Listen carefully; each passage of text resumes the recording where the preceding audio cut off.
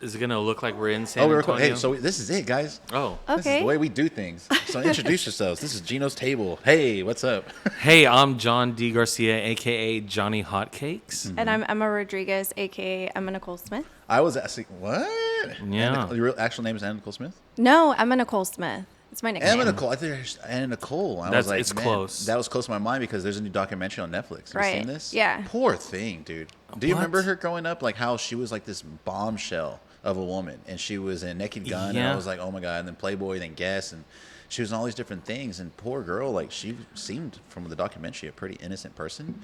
Was worth $490 million at one point from all the different endorsements and movies Wow. and deals she had, and just got rid of all of it. Well, trim spa, baby. She trimmed her bank account. Is that what she did? By making bad decisions. She did. I Well- saw she married a billionaire. You think she would be able to hold on to? Well, something? Emma knows the entire story. Do you? Like, Yeah, actually, I'm like obsessed with Anna. Really? I have all of her you- Playboys. oh, I even really? have recreations of like her most iconic outfits.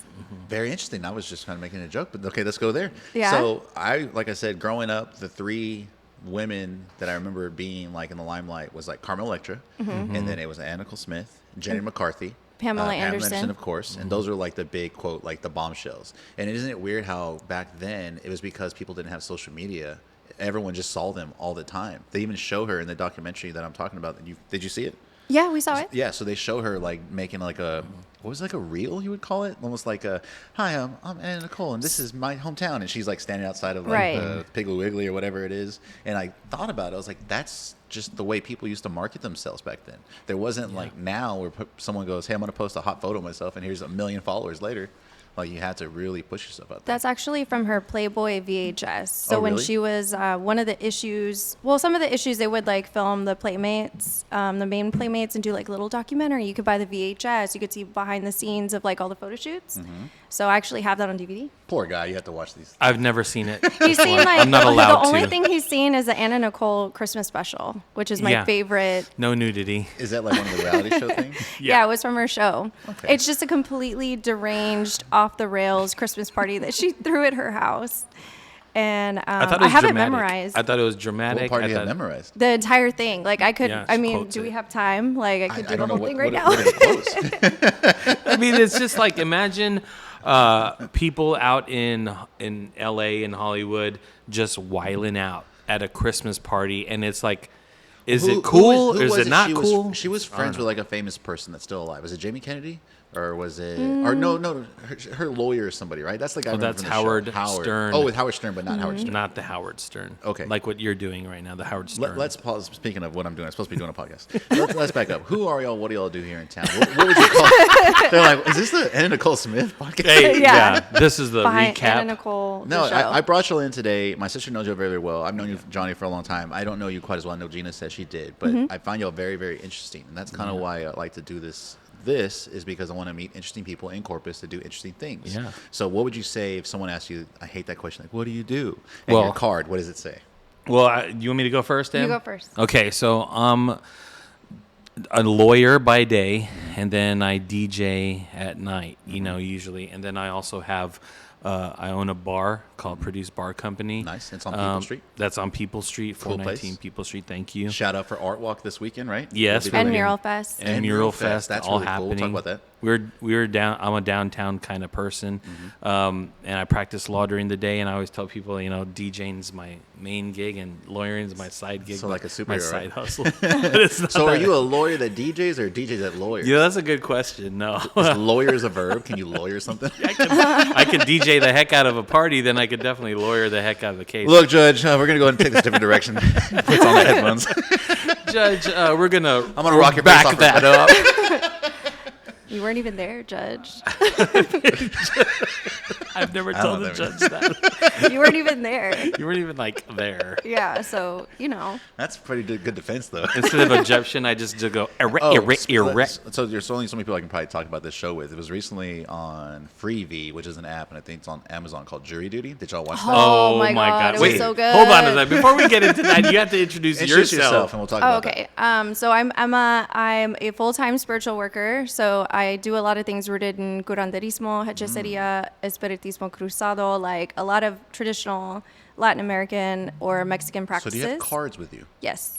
can we do that later? That'd be fun. Sure. Yeah. Or is it like not a fast thing? Like, I mean, well, I actually don't have my. I thought you meant do I have business cards? I didn't bring my actual cards with me. Ooh, that would be so fun. You could have done a reading for Gino on TV. Just based off what you see right now. I see. I don't know if this is appropriate to bring these things up. Okay. But I also that went dark quick. I also created Weird Corpus, which is like an underground art collective that is now a pop-up every third Thursday of the month at the Art Museum. So tell me a little more. I'm the third Thursday. I'm walking up. What am I going to see? So, well, you can see the museum for free. So you can walk through all the galleries without having to pay for general admission. Elizabeth's is open. Johnny will be DJing. There's usually some sort of entertainment. So next month we're going to have Harbor Playhouse do a few numbers from one of their shows coming up. And we'll do a small selection of local vendors with a certain theme. So what was last month? Tejano Mercado? Tejano Mercado, which was fun. Yeah, or last month was like more of a fashion-focused one. That's so right. It was local fashion designers and boutique owners that curate really well. Everything's handcrafted. Isn't it fun when you see these like so the art walk when I saw y'all last month? It had been a while since I'd been. I've been wanting to go. And something always came up. And then a buddy of mine, the previous one, said, "Dude, it went off. It was huge." And they said the most people they've ever seen. And I kind of felt that way. And I was just on y'all street right there at People's. Yeah. And I know y'all have some new neighbors right there. Shout out to Chris and BMP. That's where the Yeah. shirt's from. Oh, cool. And so I love the way that whole street's kind of starting to form. It feels like it's starting to grow bigger and bigger and bigger. I'm on that street too. Oh, really? So what is your shop right there on the street? What do you So got? I'm actually tucked inside of a law office. Okay. So Oh, I'm yeah. like right diagonal from everyone. She has a business called Skeleton Key Curios. So you have to go through the law office to get there? So it's like a speakeasy? It is a speakeasy. So I have It's like a a secret spiritual speakeasy. I have a secret entrance. Since y'all know downtown, is there more speakeasies than people know about, or that's kind of There are a couple that I really enjoy. that you're allowed to say? Yeah, of course. It's not speakeasies in the sense of like a bar, right? Like a hidden bar, like you would think of a speakeasy. But we're talking about like speakeasies of culture, right? And like the art world, the underground art world. So I love like finding those spots and then like exploring them with M because we are just immersed in that world. Are there places that people try to keep secret? You know, I don't know if they're Like maybe secret, like but they're back definitely alleys. locals only, right? Well, Locals I'll tell you insider one thing knowledge. that kind of opened my mind to there's probably things like that is I remember one time going to Rockets, right? And then I guess they opened up that back patio area. And I went back there and I looked around and I was like, this is a whole other area I had no idea existed that I'm sure people do. Then I was like, there's got to be other areas around downtown in little pockets or alleys that people don't know. And then it made me start thinking like, I would really like to do like a rooftop movie theater. Well, who's got rooftops? I'm sure, again, there's plenty of different stuff like that. Exactly. So I don't know if we want to get into like divulging those locations. My No, favorite but- speakeasy kind of space is upstairs at the K-Space Studios. It's Never been it's like what, 6 flights of so stairs?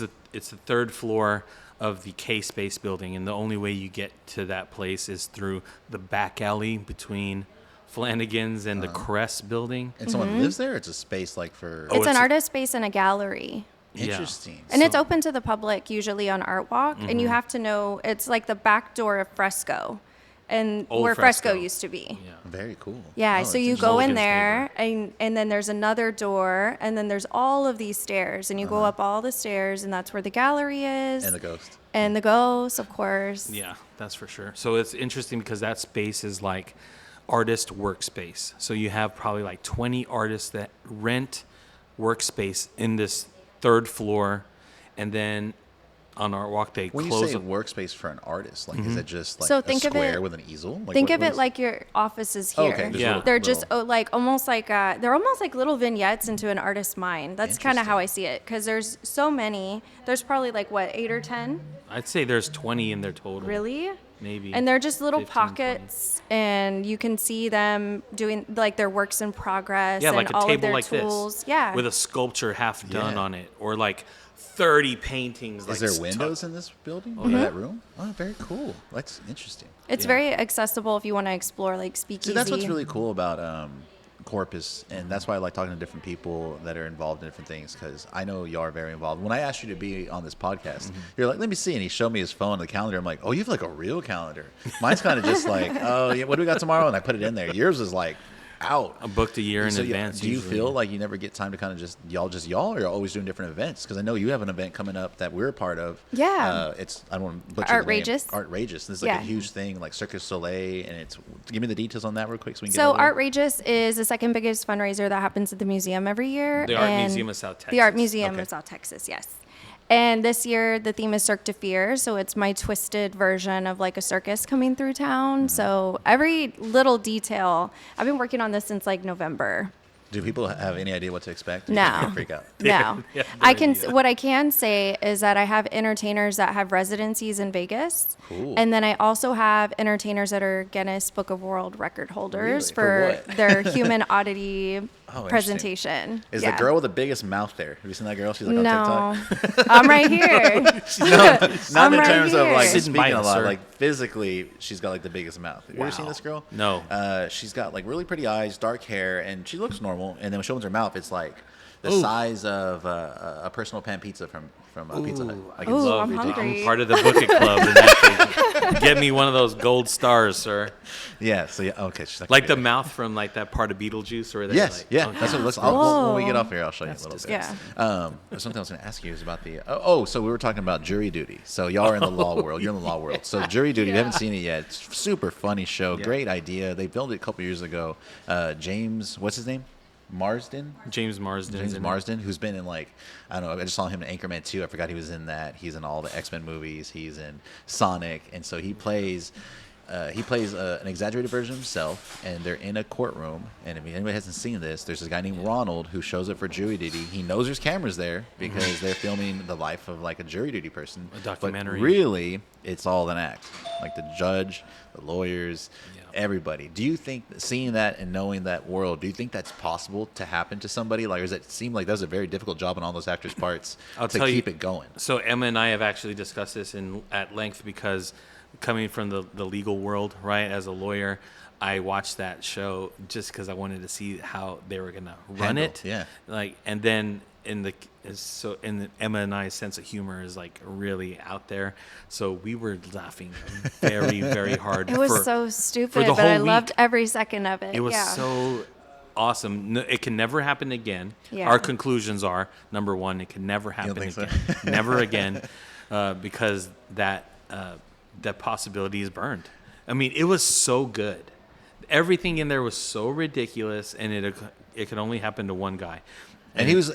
I'm glad it happened to the guy it did, because he was actually ended up being a really nice guy. He Yeah. was They could have found. angelic. They could have found someone that was a big asshole, Right. and ruined the whole thing, or be Yeah. like, "I'm out of here. This is ridiculous," or just Yeah. like blowing the cover on everything. But he was genuine. He helped all the Yeah. different people he was with. So if you haven't, I'm not trying to promote the very the touching. show, but it's a really interesting show.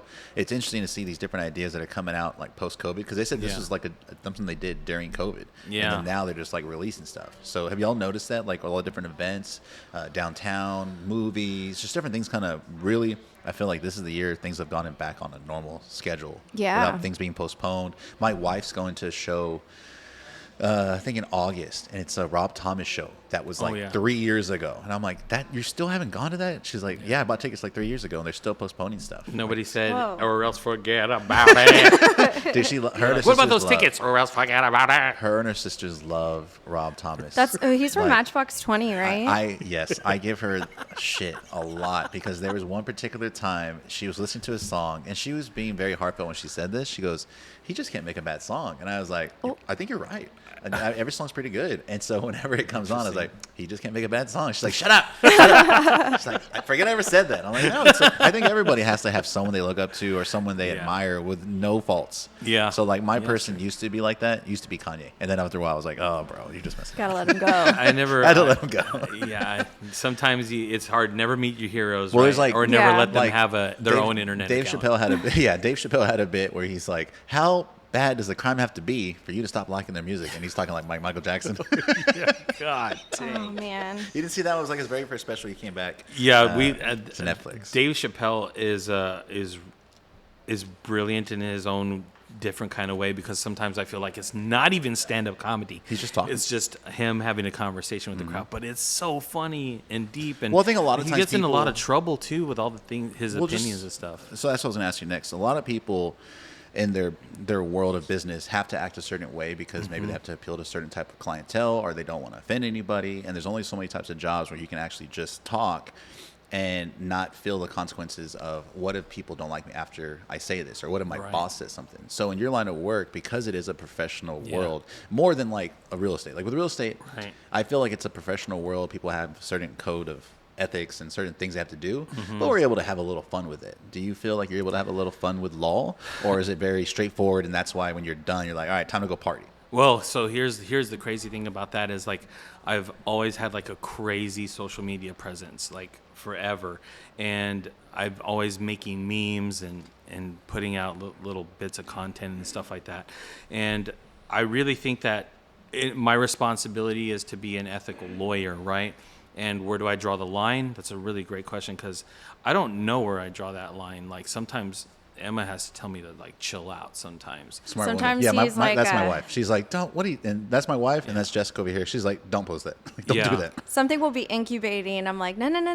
Yeah, and I got in trouble. Not that one. I got in trouble not too long ago for something that happened when I was out in public, and I posted like commentary on it, and it had no details or anything like that about what actually occurred, just like very minimal like context, and somebody was still very upset. So I actually did take down a post within the last year, but that's probably the only time since. When you say you made a post, like it was regarding a case? Or no, just not a general? case. It was actually something in my MC and DJing world, right, where I get asked to host an event and somebody was acting out of line, and so I made a comment about it, and a lot of people.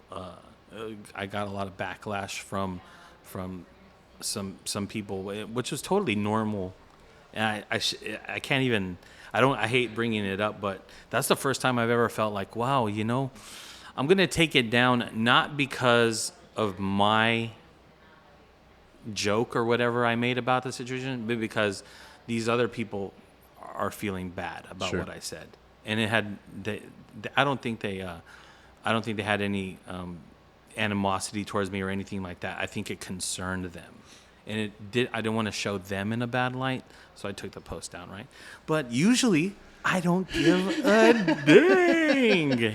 Well, it's like you said a while ago. It's like it's fun to talk about certain things, and maybe you'll have a certain pocket of people that will comment, and there's other people that are like, yeah, I would love to say something, but I'm not going to. And I think that happens a lot. Have you ever seen the post on La Chronica? It's a no hold barred. Yeah. You get everybody in Corpus, well, not everybody in Corpus, but the people that like to talk. They'll start commenting like, oh, God. You just the cheese mid, the drip is dripping. It's all there. And they're always on site. I don't know how they do it. Police scanner, I heard. So let's hear more about this. You said a while ago, she goes, I took a cleanse, and I'm thinking like we have this place here called the Vine. They do like vegetable cleanses, but you said you did a spiritual cleanse. Right. So explain that to anybody who maybe likes meditation or praying. Okay. Is it kind of the same, or is it a ritual, or how do you do that? I would say it's a bit of a ritual rooted in curanderismo. I don't consider myself a curandera, but people call me that. I just call myself English-speaking people. Yeah, I What does just that call mean? myself a spiritual worker. Okay. So I would say that a curandera is someone who works within traditional Mexican folk healing. Okay. So maybe ailments that are not physically manifesting, but it's a spiritual manifestation that affects your physical self. Does that make Gotcha. sense? Yeah. Okay. No. Yeah, I'm a big person like on energy and In the vibes. the vibes, frequencies, all that kind of stuff. Yeah. Well, I had a weird night last night. I wasn't sleeping too good, and Johnny snoring. Yeah. Loud. Always. Right here, too. Bruh. And so I took some hyssop and I made a little spiritual bath. And hyssop is a great like spiritual cleansing, I guess, ingredient. I work with plants like rosemary, rue, basil, and you can boil it on the stove. Very simple. Pray over it. Like, hey, plant allies, I need If you to put some help garlic me in out. there, you got a nice steak seasoning. So keep going. And I will basically like boil it over the stove, let it cool, strain it, and just like pour it over me, like just get it off of me. Because I'm in a spiritual line of work, I come across all types of energies. Anytime you post on social media, you can kind of feel, maybe energetic changes in your life. There's so many different aspects that we could go into, but I was just feeling like off. And I just know intuitively, like if something's off, I need to just make sure I handle it because I'm around all sorts of energies all day, and I need to make sure that I don't bring them home, or if I do bring them home, that they don't linger. Do you ever need a cleanse? Does she ever help you with that? No. What do you do to cleanse or to reset? So I always felt like I'm like the luckiest person in the world. He has lucky girl syndrome. What does that mean? That's where like it's just like he's the luckiest boy in the world. I'm and the that's just what it is. luckiest person that you probably ever met. Oh, so things just keep going your way. I mean, never has not been that way. Do I have lucky girl syndrome? Oh yeah. That's awesome. Yeah, I think I'm I not have the luckiest that. dude. I think I have that because, and I'll tell you, and Jessica can probably be a witness to that. There's certain times things just go my way, not because I beg them to go my way, or not because it's just, I don't know. Maybe it does have to do with energy and just being positive and be like, hey, this is blah, blah, blah. I'm not one of those thinking the worst kind of deals. Yeah. I always just try to look at the end of it. Oh, it got finished. We did it. And Oh, then yeah. it just works itself out. It's been going since I was probably, I think I first started noticing it maybe in second grade. So a long time I think ago. a lot of it has to do with confidence too. Like I Yeah. think we all know people who are just very unconfident, and Fortune not because favors the anything's bold. wrong. They're just, hey, let's just get it done. And Yeah. that's a good quote.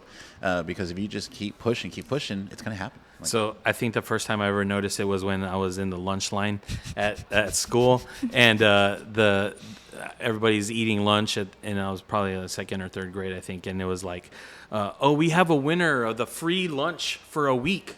Lunch card, and the winner is Johnny Garcia, and I was like, oh my god, I won a Frito pie for a week, Mozzarella 50 sticks. cents worth of nachos and jalapenos. Oh my god, I was freaking out, and ever since then, everything has just been damn. So that's done what whatever I needed to do, and Does everything he get free works. lunch all the time? Huh? Does he get free lunch now? Yeah, pretty much. Not in that in that that's one context, but like it just for some reason I just like you said, I've never looked at anything with like a worry or anything like that, or not even like it'll work itself out. Not even that attitude. I'm always just like gonna win. This is I gotta win. I mean, people pay me to win. People pay me to DJ a party and make that thing go off. I will say, as someone who's had events and you come out, hold a level when you're there on the mic. Because I don't mind being on the microphone. Yeah. I have no problem making announcements or doing different things. But you've been at our parties. The one in particular comes to mind is the first time we did the Halloween Booze and Brews one. Oh, yeah. And I'm so glad you were there. You made the event a whole different event. But really turned it on, had the kids' attention, had the adults' attention, had Yeah. everybody. And like, yeah, you go into it. Because you're one of those like ninja people. Like there's times I've seen you very quiet, and then you're okay, and you jump on the mic. I'm like, who the hell's that guy on the microphone? Like, he's over there like killing it. He's talking to Nacho Libre, and he's like over there with the dinosaurs, and like just I'm like, how he doesn't talk. I don't even think he's breathing. Like he's just going. You just that's When did that kind of start for you? Because I know Okay. law is something newer in your life, right. Yeah. But being a entertainer, being a DJ, MC, all that kind of stuff. When did that stuff start happening? After the free lunches, you just got on the mic, started thinking lunch ladies. That's always such a Juanita, I love you. the whole thing started, I guess, like I said, when I think some people are just born with like this ability, right? So I definitely remember like in third grade, I was the lead of the school play, right? And then What was the play? It was Peter Rabbit. Oh, really? Yeah, I was Peter Rabbit. So I'll never forget that. But that's not really like the start of all that crazy stuff. I think what happened to me was I was the lead singer of a band for like 10 years. That's right. We were called the Jinx. And so I was always that front man, right? The singer of that band and played guitar. And I was just nuts. I was just living my best life. I was like 21 years old in a van, traveling all across the United States, recording albums, going on tour, doing all this crazy stuff. And then my band broke up. And my friend Dusty Olivera, who's been here, DJ Dust, El Dusty, he was like, what are you going to do now that your band's broken up? And I was like, oh, I don't know. Was he recruiting you, or just? He was like, you would be an awesome DJ. And I was like, I don't know how to DJ. He's like, I'll show you how to DJ. And I was like, all right. That's it. Bet. So Because he's did you know he was a DJ at our wedding? Oh, cool. Did you remember that? yes, of 'Cause, course. well, It was I at didn't Aria. remember. Yeah, I didn't remember. You didn't remember? I didn't remember if you remember. Oh, my God. I didn't know we I'm talked hurt. about it. No, I remember you were there.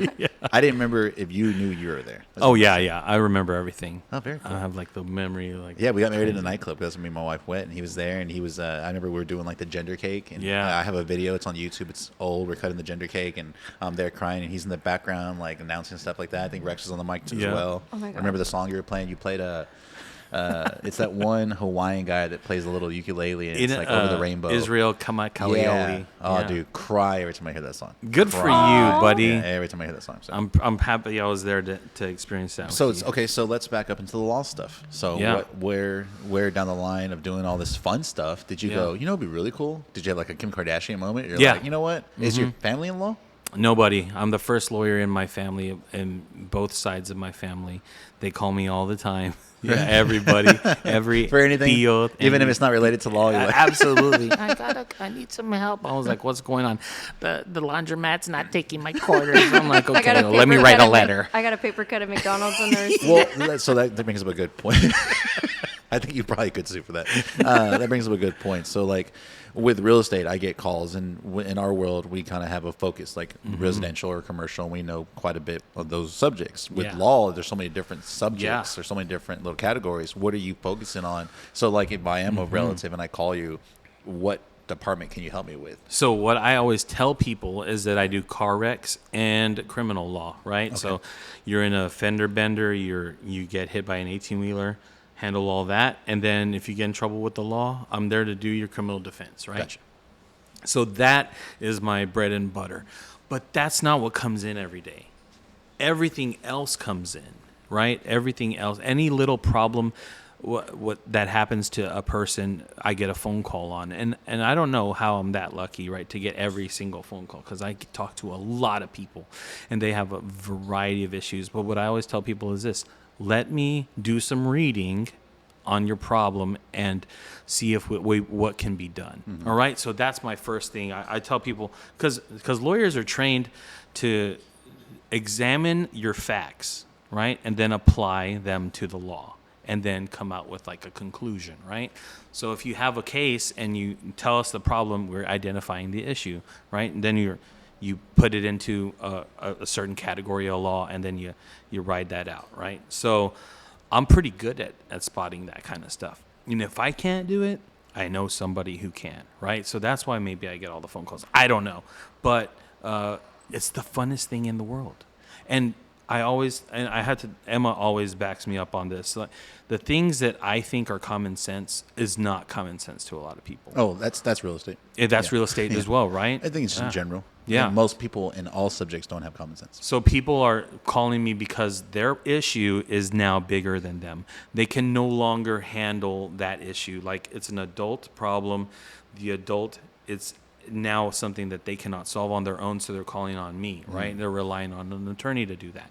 And that is so cool, man. Like, I love helping people, and maybe my client base is big because I'm always fighting for the little guy, right? I love it. I mean, dude, it's the funnest thing ever. My clients don't always have a lot of money, but I work with them, help them out and do stuff.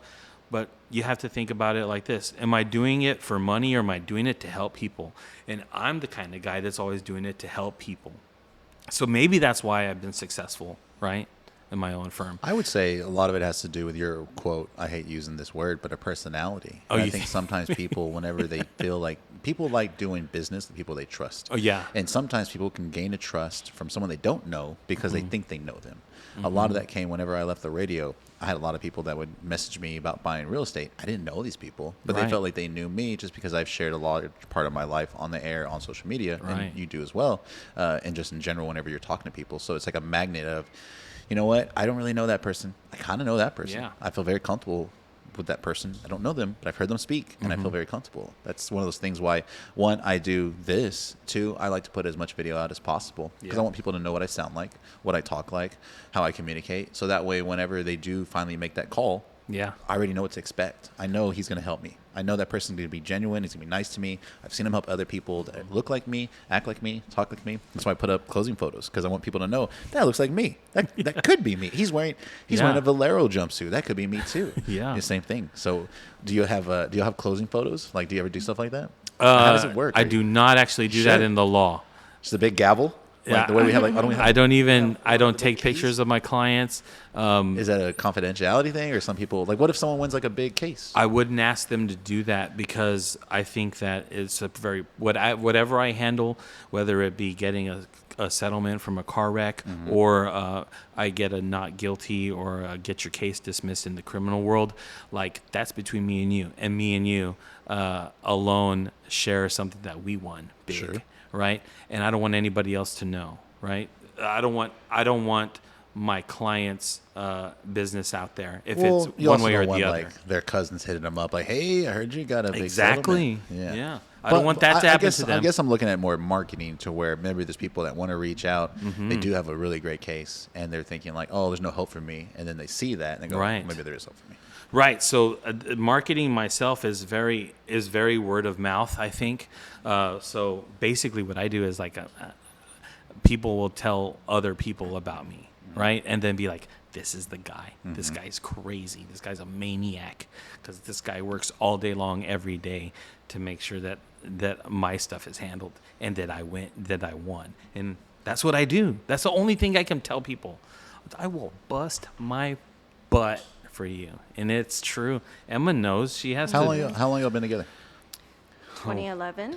Oh, did you say 20 years? I'm like, damn. 12 years. Yeah. 12 years. So do you feel in that time you've been part of that journey? Y'all been part of each other's journey? Oh, She's yeah. seen everything. Has being going through law and going through whatever y'all been going through recently, do y'all feel like y'all have reached a happy point, or is it always a growing kind of going I think up from point? my perspective, when we first started dating and he was like, "Oh, I'm going to be a lawyer one day. Like, it's going to be awesome." And I was like, "Sure, buddy." Like, okay. Because I didn't know him. Okay. Where do I put these records? Yeah.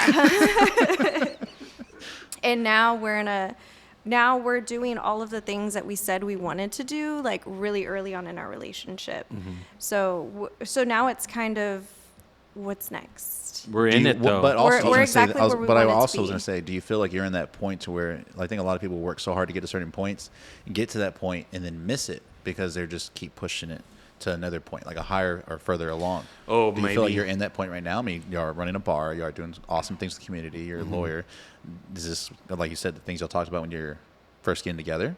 I'm kind of breathing it in, like taking it in, Good. being very present. It's hard, I would say. Not everything is actually as easy as we make it sound, right? Because Emma and I both struggle with work-life balance. Sure. Like and coming to a stopping point, right? Because I have no stopping point, and she's the one that has to keep me grounded. Like, we took our first vacation together Where'd y'all go? last month, Yeah, in March. and we've been together for 12 years, dude. Like, that was literally. That's our not first time- first this year, first time ever? Ever. Was it a combination of just didn't have the funds at the time to do it, or didn't have the time, or what was it? What stopped you Both. from going? Like Yeah. when I was in college, like I didn't have money to go traveling Yeah. or anything like that. We were always working. Working just like straight, like from the bottom up. Like seriously, Emma was planning parties and hosting events with a $0 budget. Yeah. Nothing. And Whatever was in my bank account, if it was $30, okay, there's my budget for the event. yeah, she We'll was figure it throwing out. Was this it an event for people or businesses? I used to throw events at House of Rock. Oh, okay. Sorry. So I sorry. started there in like 2011. Oh, sweet. Okay. 2012. So then from there, now she's working for Outrageous, and the budget is huge. Yeah. Right? Like, way different. Oh, very cool. yeah. So like she started from the bottom. Now we're here. I literally walked. I was working for a judge and as a court clerk, right? $12 an hour and DJing at night. And the judge was like, "John, why do you work here?" And he was like, "You're a smart dude. You could probably be a lawyer if you wanted to be." And I was like, "Oh, well then I quit. I'm gonna go be a lawyer. If you think I can go be a lawyer, I'm gonna absolutely do that right now because Was I'm that really tired." what happened and made you decide to go? That was absolutely the. I always wanted to be a lawyer. Nobody ever told me how to be a lawyer. I was going to ask you the same question. Is it just a couple classes you got to take? Is No, it schooling? this is what I was told, and I'm going to do it verbatim because I think it's important to anybody that's listening Yeah. and anybody who wants to take their life to the next level. It was a very simple thing. I said, "Why aren't you a lawyer?" "I don't know. I don't know how to be a lawyer." It's very easy. It's 4 steps. What's the 4 steps? Number 1, go to college. Number 2, apply to law school. Number 3, go to law school and graduate. Number 4, pass the bar, and then you're a lawyer. I said, "That's all I have to do. That's all you have to do." I said, "Okay." I think those are a little more involved. So Well, let's start with number 1. That's not. Are you that's saying it. you have to go to college because to get the license to practice law, Nope. you have to have a bachelor's? Yeah, Or- you do have to. You have to have that undergraduate So degree. if you don't have that, then I'm sure it's more class than you got to take. If you got to get your bachelor's first, right? Oh, you have to have a You have to bachelor's. have a bachelor's Okay. to get accepted So into I'm law step school. 1 done. Keep going. Okay, there you go. Step 2, apply to a law school. Okay. Get in. Is it law school like I'm physically going to go, or is it online? There's both available now, right? I went to Texas Tech School of Law. in Is it Lubbock. like semesters long, or is it like when people ask me how do you be a real estate agent? I'm like, when you get a real estate license, you can go to Champion School of Real Estate. You download the classes. It's 6 classes. Take them as fast as long as you Right. like. But with law school, it's not like that, or is it? It's semester- absolutely the same thing. dude. Really? Why not? And how many classes is it? 30? 30 classes? Probably. Are you being serious? And how Yeah. long? Oh, jeez. It's a 3-year program, Okay. right? So Oh, you're doing wow. about 4 or 5 And this is classes online? a semester. No. Oh. You can do it online if you want. There's some schools out there, but that's not the problem. There's a barrier to entry right into the legal field. What is What's that the barrier? barrier? The bar exam. Oh. So if So you the go bar to- exams prior to going to law school? After Oh, you okay, go to law okay. school, right? So you got to pass the bar exam to practice law in Texas, right? So what happens is you take all these classes and they're prepping you to pass the bar exam, because what happens is there's like a low like a barrier to entry, right? Is like the lowest standard is a passing bar grade to allow someone to practice law in your state, right? So they're training you to pass that That's barrier, again, right? pause you again. That sounds very similar to the way real estate is. Right. Because I've told people, I go, take these courses. You're literally taking these courses just to pass this test. Right. The information you're going to gain and learn from these courses, you're going to use like maybe 25%, if that. The rest of it, it's just going to be flushed down the toilet. You're going to forget all about it. But you need to pass this test, and then you get into the real world of real estate, real world of law. Right. So basically, what happens whenever you're in real estate and you're actually working as an agent, right, or as a broker, you're learning things and you're learning every Sure. single avenue, and you're basically practicing, right? You're practicing because every case is different, right? Every situation is different. But then That's when what you, the but lawyer's then you law pass is. the bar, and then you get your license. You have a to- minimum competency of what's acceptable as a lawyer needs to be. Do you have to hang that license with another higher lawyer? Because that's the way it is real estate. You have to be with a broker. No, you don't. Once just you go off obtain the license, then you're off. You can do Interesting. whatever you want. See, the way you just explained that, I always thought, no, you just got to be super smart, go to school forever, like 9 years. Nope, 7. Almost like a 7. Yeah, it's 4 years of 4, undergrad okay, and well. 3 years of law school. But I guess I was just saying, like, Well, someone nobody that's ready- knows. Yeah, someone's ready. Why? Like, Why just- do you not know? People just don't talk about it. You know why they don't talk about it? They don't want more competition. Exactly. Yeah. And I don't care. You know why? Because there's room for everybody at the table. I don't care. I never once heard a lawyer talk to me from when I was first grade, kindergarten to my senior year of high school. Never one lawyer came to my school to visit and tell you at career day, hey, this is how you be a lawyer. Sure. So you know what I do now? You go to school. Every single one that everybody asked me to, I go. And I tell every kid every secret I knew how to get in the You know what's crazy? So you bring that up. A couple weeks ago, I went to Cal Allen Middle School and I did a career day thing. I thought I was going in with a bunch of other professionals. They had a judge, they had lawyers, they had engineers, they had people from Texas State Aquarium, like all different fields, right? So I thought I was going in and I was going to have 10, 15 minutes to talk, and then they're going to shoo me out, and then here comes the next person. But when I went in, they're like, no, you have 10 classes today. I was like, 10 classes? They're like, yeah, they're each 20 minutes each. Yeah. And so 20 minutes, they're going to come in, you're going to talk to them, and they're going to swap them out for the next class. It was like almost like 200 plus kids swapping them out. Right. So I kind of got to practice my speech quite a bit, because by the third or Cool. fourth class, I'm like, I got this. But it was really cool. Like you said, I remember people come in when I was younger, but they didn't really give very much detail, or maybe Right. they thought we couldn't understand it. We live in a world now where there's so much information Right. that if people want to do anything, any kind of business, especially if you get on TikTok, it's like every day I see people starting businesses, and there's people on these TikToks that are showing others, hey, look, here's how I started my Shopify store. Right. Here's how I'm doing direct to garment prints that I don't have to buy. Here's how I'm drop shipping. Here's how I'm whatever the business is. And so it's really cool that now when you hear kids complain like, I don't know what to do, it's like, dude, just go search, go scroll around for a little bit. Yeah, I get You'll get that. the directions. It's tough. It's tough, right? Because a kid doesn't. Do they have the emotional maturity and foresight to think? And we were talking about. When were we talking about this? Literally last night. What's a kid supposed to do? How are they supposed to make a decision? What's going to affect them for the rest of their life, right? When they're 18. Yeah. You have that senior year where Yeah. you, well, I mean, most of high school. You're not, I wasn't, you I know. don't think anybody's ready. You're Yeah. definitely You're not. pushed to do that because they want you to turn into an employee and start working for the man. Right. But in real life, the way it is now, someone said it the other day, and I can't remember if I'm going to say it correctly. kids have all the answers, but they don't know how to ask the question.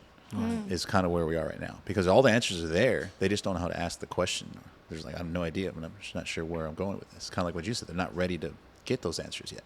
Well, one of the most disappointing things, I say disappointing, and I'm not trying to like take the steam out of anyone's balloon, but I go to meet with these kids, and they're all ages, right? I've done a career day for third graders to high school seniors, and they're like, "What do you want to be when you grow up?" What do the kids are always say the same thing? Influencer, YouTuber.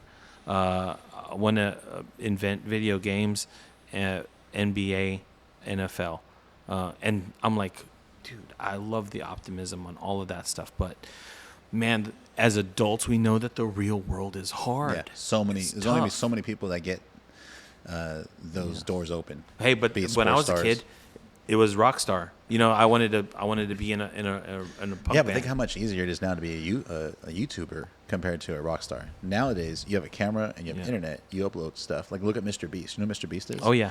Dude's huge. Like, has the most subscribers on YouTube. And he started when he was like 11 years old in his room making videos where he said, I'm going to count to 1,000. And he'd sit there and count, or like to 1,000,000, whatever it was. Or I'm going to read the dictionary. That's all he was doing.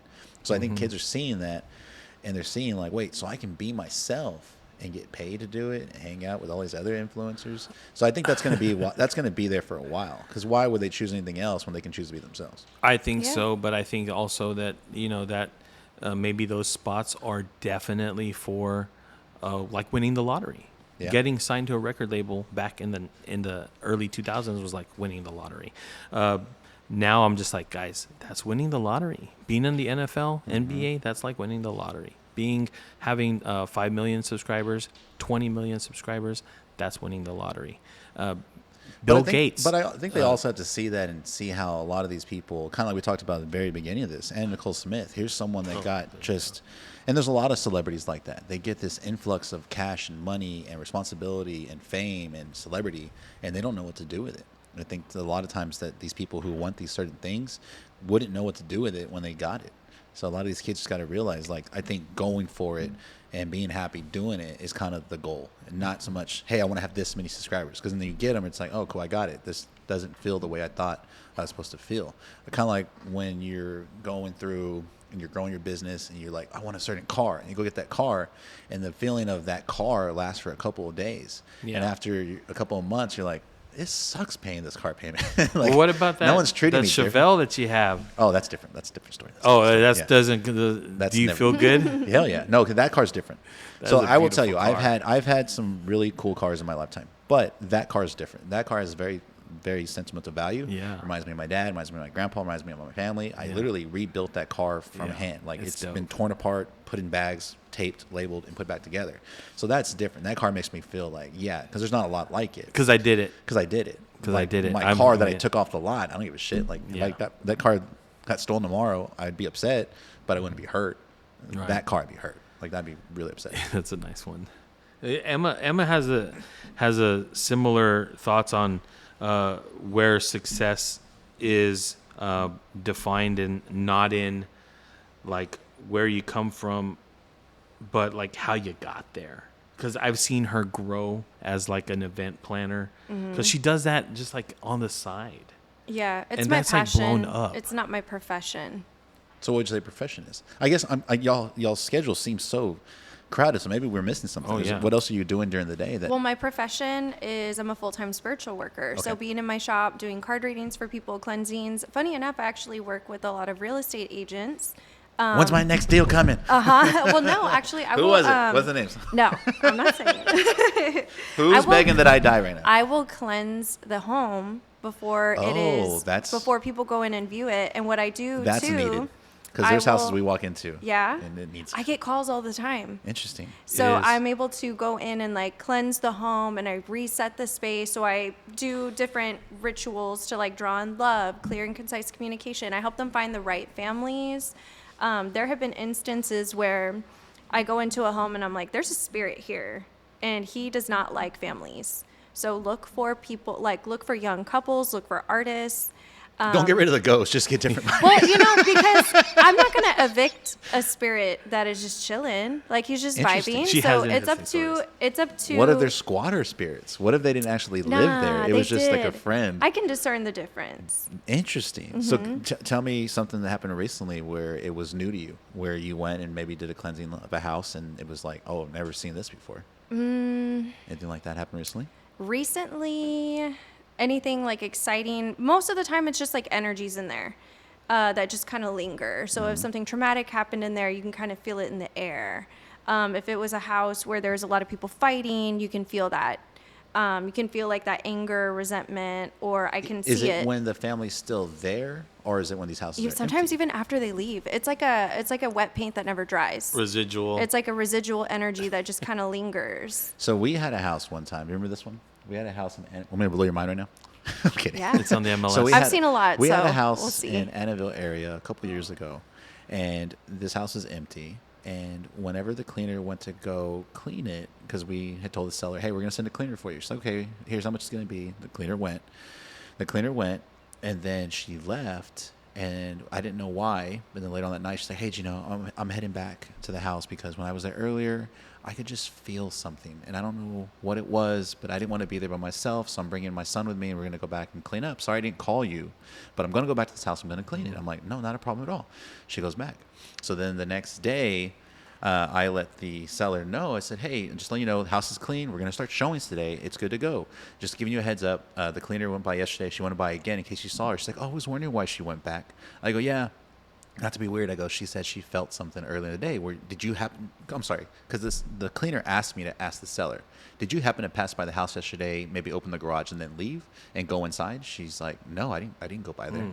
I go, "Okay." She felt like someone went by there when she was there. After that point is when I learned, and when the seller told me, she's like, "Well, I didn't know if I told you this, but my husband died in that house." I said, "Really?" She goes, "Yeah, he's been known from time to time to kind of come around whenever we're not there." And I said, "Oh." Weird. I said, "That's probably something you should have said before I send someone by themselves to Disclosures. Yeah. go clean." So I've definitely had experiences where people who've lived in these homes and possibly have passed in these homes have left some type of something Ooh. inside there. I have a horror story. Yeah, Go ahead, let's hear it. tell So 'em. it was one of my first times cleansing a business. I've cleansed homes. I've cleansed like smaller businesses, but this one was a little bit bigger, downtown. And there was a lot of odd occurrences happening within the space. Without giving too many details, there was even like a lot of violence happening in there, like people just getting alarmingly aggressive. It all came to a point where somebody just randomly, like, it was almost like they were hypnotized, like in a trance. They stuck a fork in a socket. So they asked me, "Can you do something? Is it spiritual? Like, what's going on?" So I was like, let me go, meet me here at this time. I'll meet you at your business. I'll just do a cleanse. Like, I'll evict whatever's in there. Don't worry about it. It's Sounds not a like big Baby deal. R Us. Get some of those Yeah. little socket plugs. Sisters actually showed up with a proton Yeah. pack. I was ready. I've never been afraid of the spiritual world, the spiritual realm. I'm more afraid of people. Okay. They freak me out more than like spirits. So I was like, I'll go in there, I'll get it out, So I go in and I'm cleansing, and I can feel something in this particular hallway. There was like a big freezer. It was super dark. And some of the employees that worked at this business had said that this hallway is like the worst part of their job, walking down to get ice and to go back to the front. So I could feel something kind of lingering, but it was so dark in that hallway. But I could just feel it. I just knew it was there. So I'm cleansing. Now it's time to cleanse that hallway. And I'm like, all right, time to evict. Let's go. So I'm like, all right. I don't know why in that season I was very comfortable being disrespectful to lower vibrational spirits. I knew it was like a something. She got too cocky. I She got was too watching cocky. that one guy, the one that yells at the ghost on Yeah. TV. "Get out of here, you son of a bitch." I definitely carried that energy. I was like, get the F out of here. And I was like, let's go. Like, I've been here too long. And I'm trying to like push it out. Well, I have this moment where it's like this wash of like heat and humidity. Everything was like cool and calm and fine. And then it starts to feel humid. I start to get like oscul, like I was going to throw up. And I knew, and like my stomach was twisting. I knew something was wrong when I felt like that air hit me. And you're by yourself when you do this? By myself, yeah. usually. Slimer hitter. Just Exactly. So I was complete by myself in this business that is haunted hallway. There's violence. I was like, I don't care. Let me get it out. I'm not afraid of it. Well, I have this, it's not a copalero, which is like a traditional kind of, it's almost like a big wine glass, but it's ceramic, and you put incense or different, like copal, which is a resin used to cleanse spaces or bless spaces. I had a little version of one, and I'm throwing incense in there, the smoke is going up, I'm like, get out of here. I see in front of me, I'm like getting nervous just talking about it. I see this figure materialize in front of me in the smoke. And it's this huge man. I don't know if it was a man, but it just felt like a man. I don't know if that makes sense. But I could see him just towering over me. And I thought I was going to throw up in that hallway. And that in that moment, I knew that I'd screwed up. Like, oh no, like I shouldn't have been doing that. And I flipped pretty quickly. I was like, well, I'm sorry if I was being disrespectful, but respectfully, like, you have to leave. So I had to, like, get back into myself, like, and be firm. Yeah, like, I had to be firm. I couldn't let him intimidate me, but I also wasn't going to, you know, I wasn't going to back down, but I don't need this thing to come home with me or follow me or whatever. I'm like, you got to get out. So I'm cleansing. The smoke dissipates. I'm like, okay, that feels better. And I hear... because I'm trying not to give away the business, but this business is attached to something else. And there was like an opening. And this entity just kind of like, the smoke just kind of went in there and I could hear things moving, but I couldn't see it. So I was like, let me put this wall of protection. Like I have all these things that I do to like create a wall of protection around a business or a home. And to this day, when I pass by this business, I believe that that thing will like look at me through the window of this other business that I pushed it into. And it's like, that's that. She pushed me over here, and I won't go back. I won't go back to that I won't go back to that business. So, hold on. But tell them what happened after. I was exhausted for sure. I like went home. I was like dead. I just went to sleep. I was planning on like spending the afternoon with my mom. She came over to my house. She's like, "Where are we going?" I'm like, "Nowhere." She's like, "What happened?" Gone. She was like, "What happened?" I was like, "You don't want to know what happened." What did the business owner say to you after all that? After you did all that? It was excellent. Like everything was way better. Yeah, it was just like a completely different. It's next door now. I'll tell you where it is. She's like, but next door, what's going on with next door? Absolutely nothing wrong. I don't know, but I know people that can help them deal with that because I won't go there. It next door has been ruined. Next door has been literally. But it was already ruined. Yeah, but guess what? Now it's permanently cursed because of what she did. I'm over here trying to think of what business it is. I'm like, is it Bottoms Up? Like, no. Yeah, sure. Or the business next to Bottoms Up? So where they get your outfits from is ruined. Just one more question on that, and then we'll kind of get into start wrapping things up because we can probably talk all day. But do you feel, and this made me think of it, do you feel like with spirits or energy, they are contained to a certain area, or they can move and go, quote, home with you or move to other spots? It depends. So you can have spirits that want to linger in a space because they have an emotional connection to it, and it's important to them. Maybe they're previous business owners. We can, as long as we're willing and open to it, we can work with them. They can protect the business. We can respect them. They can respect us. They're just like people. I guess the reason I asked that is, in my head, if I was a ghost or a spirit, I'd just be all over the place. But I'm going to Vegas this weekend. I'm going to go over here this weekend. I'm not going to be stuck in my old room or stuck in this room. Yeah. I think you say that, but I don't think that's going to happen. After you transition, time means nothing. So what is a lifetime to us is the blink of an eye for an ancestor to keep an eye on you and walk you through your journey. Interesting way to think that. Let me ask you a question like this. So do you think you'd be going to Vegas, or do you think you'd be watching your family? I'd be watching my family. Exactly. And then it kind of makes more sense the way you just said it. It wouldn't be like a lifetime to watch my family. It'd be an instant where I'm here and present and then move on, I guess, after my job is done. Yeah. You can be what am I doing in Vegas? I'm a ghost. Yeah, exactly. Like, I'm not having that much fun. Damn, I can't. The dice won't grab. You can join their spiritual court. You can watch over their grandkids, their great grandkids, and it's like it's like 5 minutes. Kind of a interesting. I've never really thought about it that way. Interesting idea. I was one of those kids to where, and I've never really told a lot of people this. When I was younger, very young, probably like 7 or 8 years old, I would go through these feelings where I would get sad, and I would explain to my dad. I was like, I don't know how to explain this feeling, but the idea forever is very, very scary to me. and it was around the time where I would learn about what heaven was or hell was. And when you, even with heaven, the thought of being somewhere forever, my mind, even now as an adult, most people can't comprehend the idea of forever. But when you say like the way you said it, it makes a little more sense. It's a little more, what's the word? It doesn't feel as daunting. It feels very like, oh, yeah, that is a good point to think about. It's not going to be like, oh, man, just watching my watch as I'm sitting here forever. Yeah. And the idea of being away from my loved ones was what was scary. Me thinking, like, I'm not going to see these people forever. Like, that was a really weird feeling. In the shop, I use the word transitioned. I don't use, like, passed away or, oh, this person died. I also work, another aspect of the shop is, like, being a death doula. So helping people and families as they're transitioning or passing away, like, what's the most chill way that we can all get through this together? And so they'll bring me in, and I will discuss like spiritism, espiritismo cruzado, the idea of spiritual court. So like your ancestors, saints, guardians, spiritual guides, like walking with you through life. Like maybe they'll come back as that. Maybe they just want to rest. Here's how to give them energy as they transition. Here's exactly what's going to happen. I'll pull cards on it. Here's exactly what you're going to be experiencing over the next like couple months. As this person transitions. Or people will ask me, how long does this family member have? I'm like, well, start making arrangements because they'll be gone by July. And it's just that's tough. It's tough for them, but for me, I'm very honored to be of service to people in that way, because to me, death is not scary. It is just a transition. I think people are more afraid of suffering or not doing everything that they wanted to in their life before they die. Sure. Yeah, regret. I should have done that thing. I should have told him this. I should have said this to her. I should have done this for her.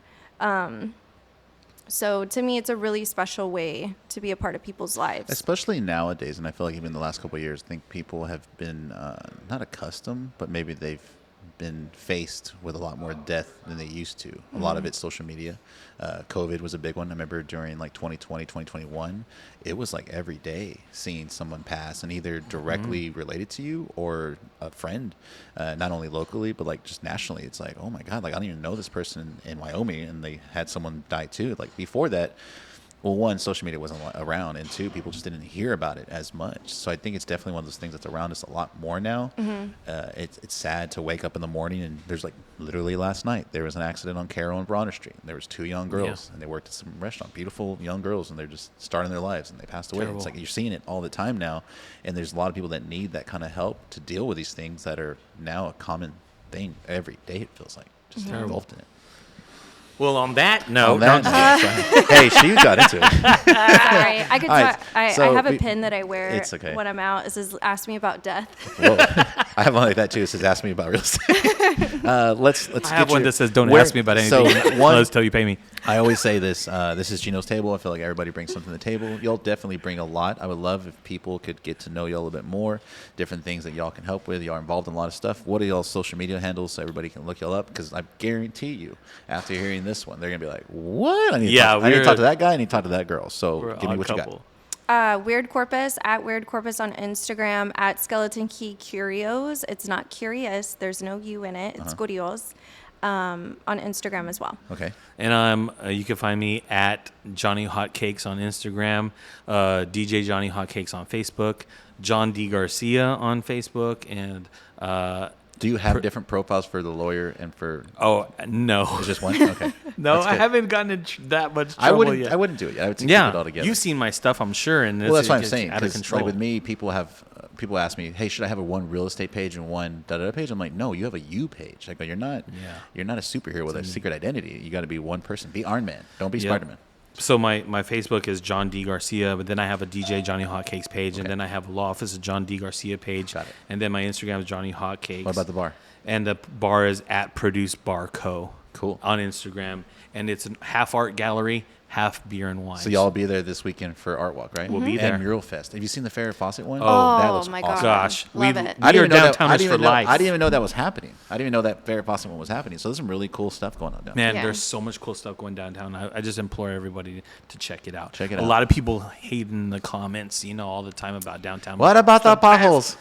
So good, though. There's so much. Corpus is a big blank canvas waiting for you to create something. So if I you think feel things are like happening. it's not enough, then why don't you go out and True contribute? True that. Yeah. Well, guys, thank y'all for coming in. Grab of a marker, course. please. If you Ooh. could, find a space to sign on our table.